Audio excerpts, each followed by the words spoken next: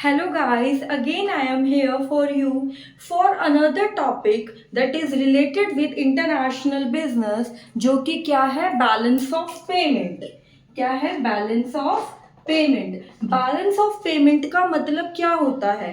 ये 1 ईयर के अंदर सारी उन इकोनॉमिक ट्रांजेक्शन का रिकॉर्ड बनाता है जो हमारी कंट्री बाकी अदर कंट्री के साथ इकोनॉमिक ट्रांजेक्शन्स करती हैं। ओके गाइस, अब आपको एक मोस्ट इंपॉर्टेंट बात याद रखनी है कि 1948 से ही आरबीआई पूरे बैलेंस ऑफ पेमेंट अकाउंट को पब्लिश करता है और उसको रिकॉर्ड करने का काम करता है। ओके गाइस, अब आपको किस बात का ध्यान रखना है? चाहे प्राइवेट एंटरप्राइज हो और चाहे पब्लिक एंटरप्राइज हो, उन सारी एंटरप्राइजेस की जितनी भी ट्रांजेक्शन्स हैं वो हमेशा बैलेंस ऑफ पेमेंट अकाउंट में रिकॉर्ड होती ही होती हैं। अब एक इसका अनदर पॉइंट है जो आपको याद रखना है और वो एग्जाम पॉइंट ऑफ व्यू से भी बहुत ही इंपॉर्टेंट है। जो किसी भी कंट्री का बैलेंस ऑफ पेमेंट अकाउंट है वो हमें किस बारे में बताता है? किसी भी इकोनॉमिक ट्रांजेक्शन्स में होने वाली डिसअपेंसेस की वजह से डेफिसिट हुआ है या फिर सरप्लस हुआ है, ये आपको कौन बताएगा? Balance of payment account at the end of year.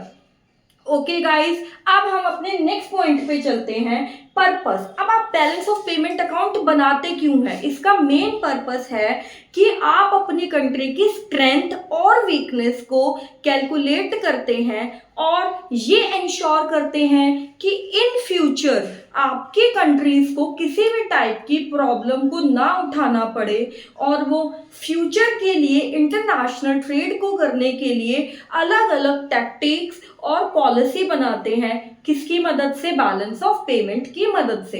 अब आपको एक मोस्ट इंपॉर्टेंट बात याद रखनी है कि बैलेंस ऑफ पेमेंट 3 चीजों से मिलकर बना है।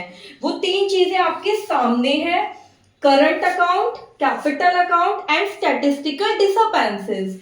करंट अकाउंट, जो करंट अकाउंट होता है वो आपके 3 चीजों से मिलकर बना है: visible items, invisible items, okay, or transfers.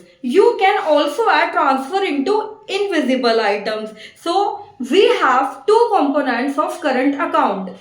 Visible items, visible items में हमारे क्या इंक्लूडेड होते हैं? All the goods. अब वो गुड्स आप चाहे बाहर से एक्सपोर्ट कर रहे चाहे बाहर से आप इंपोर्ट कर रहे हैं या आप एक्सपोर्ट कर रहे हैं, ये सब क्या होते हैं? आपके गुड्स। ओके, अगर आप एक्सपोर्ट ज्यादा कर रहे हैं तो आपका क्या हो जाएगा? सरप्लस हो जाएगा। और अगर आप इंपोर्ट ज्यादा कर रहे हैं तो उस कंडीशन में आपका क्या हो जाएगा? डेफिसिट हो जाएगा करंट अकाउंट का। ओके, अब इनविजिबल आइटम्स क्या होती है? सर्विस।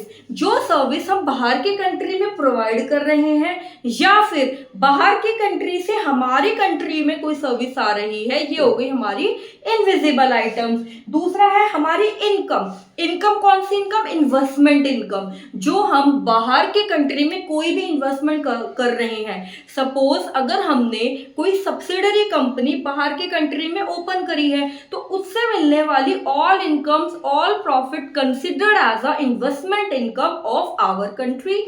ओके गाइस, कोई भी इनकम हो, अगर आपने शेयर्स में इन्वेस्टमेंट करी है तो डिविडेंड वगैरह ये सब आपकी किसमें आ जाती है? इनकम के पार्ट में आ जाती है। नेक्स्ट होता है transfer. What do you mean by transfer? Transfer means a unilateral transfer. याद रहेगा, ये यूनिडायरेक्शनल होता है, मतलब 1 डायरेक्शनल होता है। ट्रांसफर कैसा है? 1 डायरेक्शनल है। ठीक है, तो ये ना ही लेंडिंग में काउंट होता है और ना ही बोरोइंग के अंदर काउंट होता है। इसका एग्जाम्पल क्या हो सकता है? गिफ्ट। अगर आप किसी भी अपने रिलेटिव्स को गिफ्ट भेजते हैं, अगर suppose that you reside in America and from that country you send gift for your brother, sister और अदर टाइप ऑफ रिलेटिव, तो ये आपको वो कंपल्शन नहीं है कि वो भी आपको वापस से गिफ्ट करेंगे। तो that's why it's called transfer, क्योंकि ये यूनिडायरेक्शनल होता है, ना ही लैंडिंग में काउंट होता है और ना ही ये बोरोइंग में काउंट होता है। अब क्या आता है हमारे पास? Capital account. कैपिटल अकाउंट का मतलब क्या होता है? ये फ्लो ऑफ कैपिटल को शो करता है। आपकी कंट्री से कितनी कैपिटल बाहर जा रही है या आपकी कंट्री के अंदर कितनी कैपिटल आ रही है, ये सब कौन बताता है? आपका कैपिटल अकाउंट बताता है। तो इसमें होते हैं आपके नॉन डेट, जिससे आपका कोई भी डेट अराइज नहीं होता, और एक होता है आपका डेट, जिससे आपका डेट अराइज हो सकता है। नॉन डेट में आता है एफटीआई और एफपीआई। इसके बारे में हम बहुत अच्छे से आगे की वीडियोस में मैं आपको इसमें एक्सप्लेन करवाऊंगी। और डेट होता है आपका external assistance, external commercial borrowings and NRI deposit. Okay, ये होते हैं आपकी डेट। समझ आ गया गाइस आपको? अब कैपिटल अकाउंट का यूज हम कब करते हैं? कैपिटल अकाउंट का हम यूज करते हैं करंट अकाउंट में होने वाले डेफिसिट या सरप्लस को पूरा करके। ठीक है, अगर हमारे करंट अकाउंट में कोई भी डेफिसिट है तो हम कैपिटल अकाउंट के थ्रू उसको कंप्लीट करेंगे, क्योंकि इसके अंदर हमारी सारी कैपिटल आती है। For reserve all those things are included in our capital account. ठीक है, अब आपके इसमें आते हैं स्टैटिस्टिकल डिसअपेंसेस। स्टैटिस्टिकल डिसअपेंसेस का मतलब क्या होता है? अगर आपने कोई चीज आपकी छूट गई है at the time of making your balance of payment, मतलब एरर एंड ओमिशन, तो आप इसको एट लास्ट प्रीवियस डाटा की हेल्प से आप इसको रिकॉर्डेड करेंगे। ठीक है, ये सारा आपको क्लियर हो गया।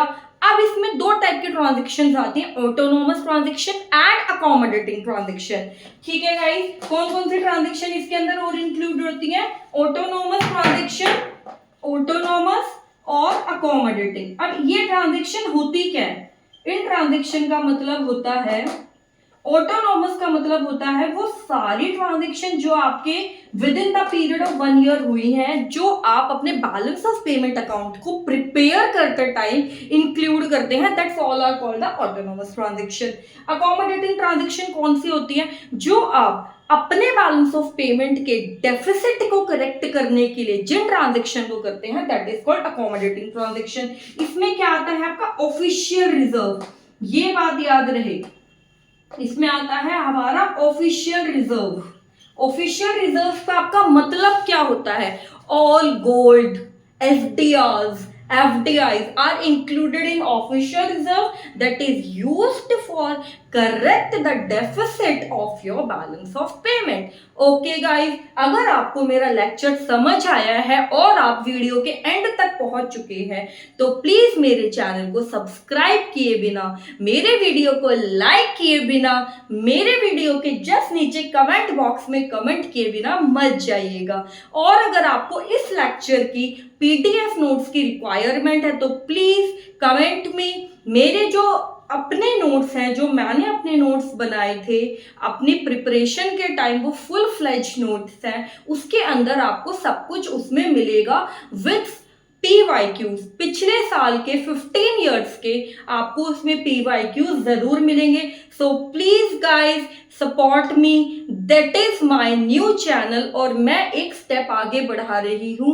अपनी जर्नी से। आप लोगों को मोटिवेट मैं करना चाहती हूँ, तो प्लीज गाइज मुझे सपोर्ट कीजिए, मैं आपको सपोर्ट करूंगी। अगर आपको मेरे नोट्स की रिक्वायरमेंट है तो प्लीज मुझे कमेंट कीजिए, और अगर आपको मेरा टीचिंग स्टाइल पसंद आया है तो प्लीज मेरी वीडियो को लाइक कीजिए, शेयर कीजिए, सब्सक्राइब कीजिए। Bye bye guys.